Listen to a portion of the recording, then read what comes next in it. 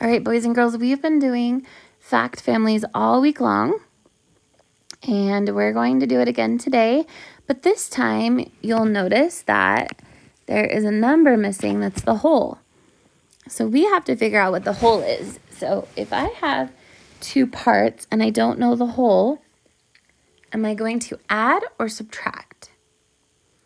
Yeah, I'm going to add. So to find this number, we need to add 4 plus 5. So if you want to use the near doubles strategy, you can, or you can catch and count. We could catch 5, count up 4, or you could use it on your number line. So find the answer to 4 plus 5.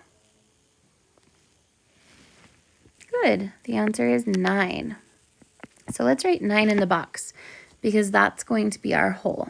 So now that you have found the whole, you've done the hardest part. Now all you have to do is make this a flip-flop fact. Do 5 plus 4 equals 9. And then to make our subtraction problems, we put 9 first. And we do 5 and 4. And then what is our last one going to be? 4 plus 5. Very good. All right.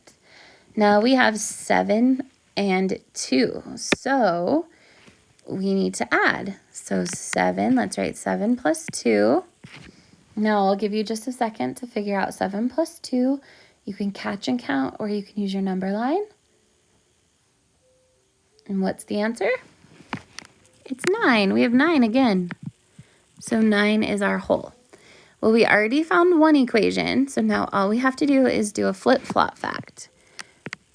2 plus 7 equals 9.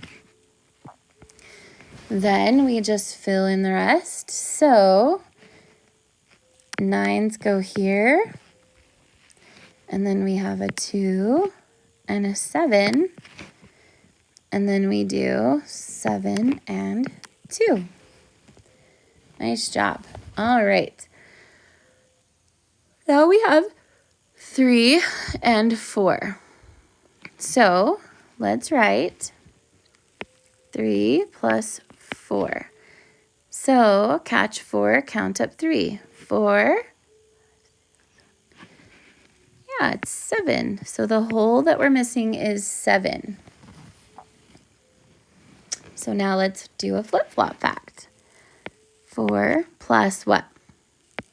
3 equals 7.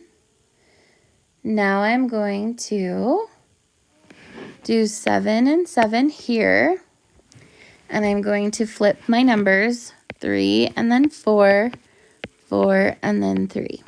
Okay, last one. How do I find the whole, boys and girls? 6 plus 3. So start on 6, count up 3. What did you land on? 9. So my missing whole is 9. Okay, so we did the first equation to help us find the whole, and now we're going to flip it. 3 plus 6 equals 9. Then I'm going to put my whole first, 9 and 9. Then I'll go 3 and 6. And what's the last one going to be? 6 and 3. Good. Hopefully you're getting the hang of these fact families. They're super helpful and a really good strategy. Okay. Looks like on the back, we did our doubles practice. Now we're doing doubles plus 1.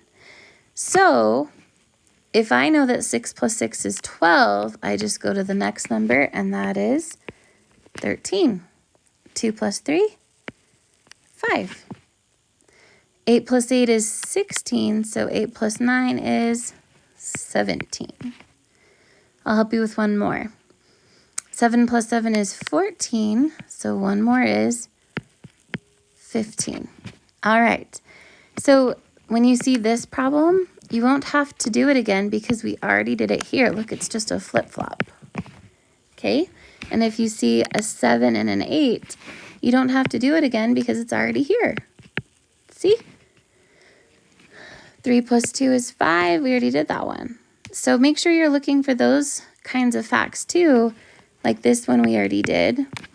That'll save you some time on your practice. So, all right, boys and girls, nice job.